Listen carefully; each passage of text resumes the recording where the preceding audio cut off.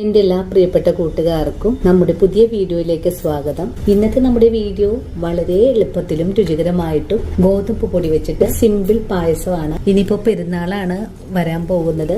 ഈ ഒരു പെരുന്നാൾ ദിനത്തിൽ നിങ്ങൾക്ക് എല്ലാവർക്കും വളരെ ഈസി ആയിട്ട് ഉണ്ടാക്കിയെടുക്കാൻ പറ്റുന്ന നല്ലൊരു പായസമാണ്. അതുപോലെ ഈ ഒരു പായസം ഉണ്ടാക്കിയെടുക്കാനായിട്ട് അധികം ചേരുവകളൊന്നും തന്നെ വേണ്ട.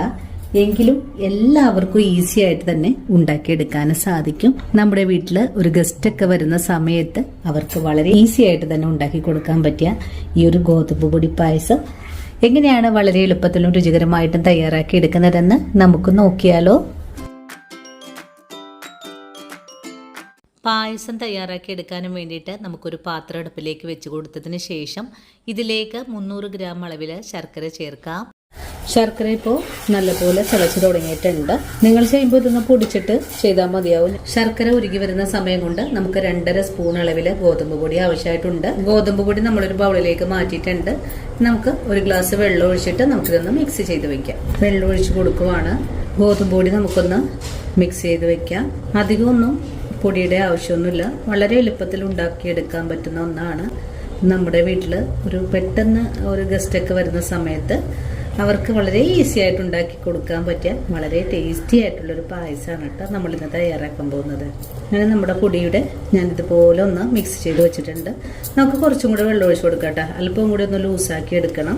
അങ്ങനെ നമ്മുടെ ഗോതമ്പ് പൊടി ഞാനിവിടെ ഇതുപോലെ ഒന്ന് മിക്സ് ചെയ്ത് വെച്ചിട്ടുണ്ട്. നമുക്കിതൊന്ന് മാറ്റി വെക്കാം. ശർക്കര ഉരുകി കഴിഞ്ഞാൽ പിന്നെ നമുക്കിതിലേക്ക് വേണ്ടത് ഒരു നാളികേരത്തിന്റെ പാലാണ്. ഒരു ഗ്ലാസ് 1 പാലും ബാക്കിയുള്ളത് 2 പാലായിട്ടാണ് നമുക്ക് എടുക്കേണ്ടത്. ഞാനിപ്പോൾ ഒരു നാളികേരത്തിൽ നിന്നും കുറച്ച് നാളികേര കൊത്ത് മാറ്റിയിട്ടുണ്ട്. അതുപോലെ ബാക്കിയുള്ള നാളികേരം ഞാനിവിടെ തിരുമ്മി എടുത്തിട്ടുണ്ട്. ഇനി നമുക്കിതിൽ നിന്നും ഒരു പിടിയോളം നാളികേരം ഇവിടെ ഒന്ന് മാറ്റിയും കൂടെ വെക്കണം. ശർക്കര പാനി ഉരുക്കി മാറ്റി കഴിഞ്ഞാൽ പിന്നെ നമുക്ക് നമ്മുടെ ഗോതമ്പ് പായസം തയ്യാറാക്കാനുള്ള ഒരു ഉരുളിച്ചട്ടി അടുപ്പിലേക്ക് വെച്ച് കൊടുക്കാം. നമുക്ക് ഈ പാത്രത്തിലേക്ക് നമ്മൾ മിക്സ് ചെയ്ത് വെച്ചിരിക്കുന്ന ഗോതമ്പ് പൊടി ചേർത്ത് കൊടുക്കാം. ഗോതമ്പ് പൊടി ഇരുന്ന പാത്രത്തിൽ കുറച്ച് വെള്ളവും കൂടെ ഒഴിച്ചു കൊടുക്കാം. ഇനി നമുക്ക് കൈയെടുക്കാതെ വേണം ഇതൊന്ന് ഇളക്കി കൊടുക്കാനായിട്ട്. പെട്ടെന്ന് തന്നെ കുറുകി വരും. 3 പാലിൽ നിന്നും ഒരു അരക്കപ്പോളം ഒഴിച്ചു കൊടുക്കാം. നമ്മുടെ പൊടി മിക്സ് ചെയ്തെടുക്കാനായിട്ട് ഒരു 3 ഗ്ലാസ് വെള്ളം ആവശ്യമായിട്ട് വരും കേട്ടോ. പാത്രത്തിൽ സ്പൂണിട്ട് ഉരക്കുമ്പോൾ വല്ലാത്ത ശബ്ദം, അതുകൊണ്ടൊരു തടിത്തവി ഞാൻ എടുത്തിട്ടുണ്ട് കേട്ടോ. ഇപ്പോൾ നമ്മുടെ ഗോതമ്പ് മാവ് നല്ല പോലെ ഒന്ന് കുറുകി വന്നിട്ടുണ്ട്. ഈ ഒരു പരുവമാകുമ്പോൾ നമുക്കിതിലേക്ക് നമ്മൾ എടുത്തു വെച്ചിട്ടുള്ള ശർക്കര പാനിയാണ് ഒഴിച്ചു കൊടുക്കേണ്ടത്. പൊടി നല്ല പോലെ കട്ടിയായി വന്നിട്ടുണ്ട് കണ്ടോ. ശർക്കര പാനി ഒഴിച്ചു കൊടുക്കാം. മധുരം കൂടുതൽ ആവശ്യമുള്ള ആൾക്കാർ കൂട്ടിയെടുക്കാം.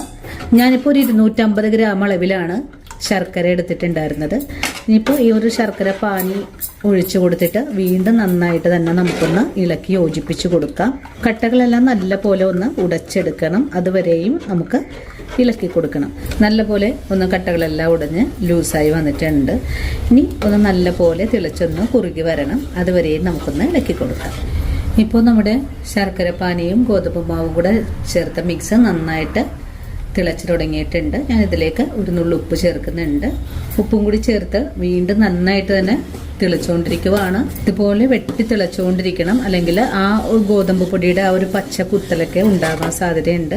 ഒരു 3 മിനിറ്റ് മാത്രം ഇതുപോലെ ഒന്ന് തിളപ്പിച്ചെടുത്താൽ മതിയാകും. അപ്പോഴേക്കും നല്ല പോലെ ഒന്നുകൂടെ കട്ടിയായി വരും.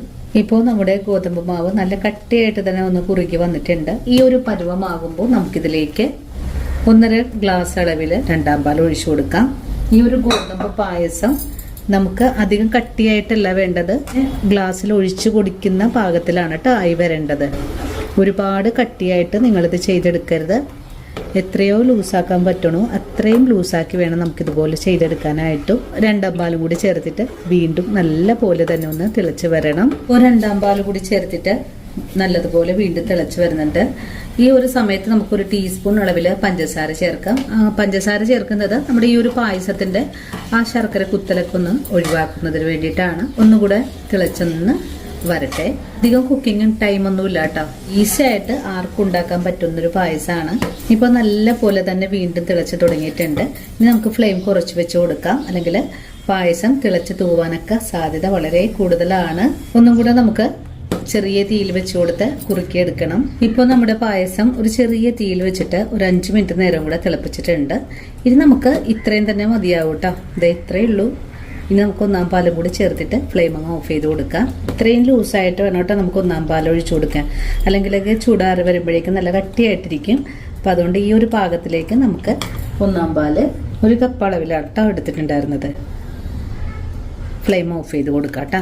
ഇനി തിളപ്പിക്കേണ്ട ആവശ്യമൊന്നുമില്ല.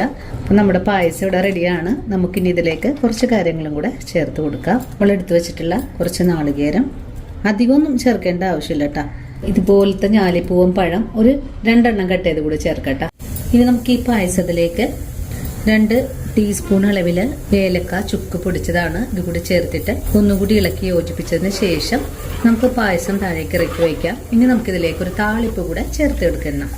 ഇനി താളിപ്പ് ചട്ടി അടുപ്പിലേക്ക് വെച്ച് കൊടുക്കാം. ചട്ടി ചൂടായി വരുമ്പോൾ നമുക്കിതിലേക്ക് നാളികേരം വറുത്തെടുക്കാൻ ആവശ്യമായ നെയ്യ് ഒഴിച്ചു കൊടുക്കാം. ഞാനിവിടെ ഒരു 4 സ്പൂൺ അളവിലാണ് നെയ്യ് ചേർത്ത് കൊടുക്കുന്നത്. ഇനി നെയ്യിലേക്ക് നമ്മൾ എടുത്തു വെച്ചിട്ടുള്ള നാളികേര കുത്ത് ചേർക്കാം. നാളികേരം ഒന്ന് നിറം മാറി തുടങ്ങിയാൽ പിന്നെ ഇതിലേക്ക് കുറച്ച് കാഷ്യൂസ് കൂടെ ചേർക്കാം. ഇനിയിപ്പോൾ ഇതെല്ലാം കൂട്ടിച്ചേർത്ത് ഒന്നുകൂടി ഇളക്കി യോജിപ്പിച്ചെടുക്കാം. അങ്ങനെ ഇപ്പോൾ നാളികേരവും കാഷ്യൂസൊക്കെ ഒന്ന് ഫ്രൈ ആയി വന്നിട്ടുണ്ട്. നമുക്ക് ഫ്ലെയിം ഓഫ് ചെയ്ത് കൊടുക്കാം. അതിനുശേഷം നമ്മൾ തയ്യാറാക്കി വെച്ചിരിക്കുന്ന പായസത്തിലേക്ക് ചേർത്ത് കൊടുക്കാം. മൂടിയും കൂടെ വെച്ച് കൊടുക്കാം. 1 മിനിറ്റ് ഒക്കെ കഴിഞ്ഞപ്പോൾ മൂടി ഒന്ന് തുറന്ന് നോക്കുവാണ്. വളരെ രുചികരമായിട്ടുള്ള ഗോതമ്പ് പായസം ഇവിടെ റെഡിയാണ്. ഇതുവരെയും ഇതുപോലൊരു സിമ്പിൾ പായസം തയ്യാറാക്കി നോക്കാത്ത കൂട്ടുകാര് ഈ ഒരു വീഡിയോ കണ്ടതിന് ശേഷം ഒന്ന് തയ്യാറാക്കി നോക്കാൻ മറക്കല്ലേ. അതുപോലെ വീഡിയോ കുറിച്ചുള്ള അഭിപ്രായങ്ങൾ കമന്റ്സ് ആയിട്ട് അറിയിക്കാനും മറക്കരുത്. നല്ലൊരു വീഡിയോ ആയിട്ട് നാളെ ഓടിയെത്താം. അതുവരെയും ഒത്തിരി സ്നേഹത്തോടെ വീണ്ടും കാണാം.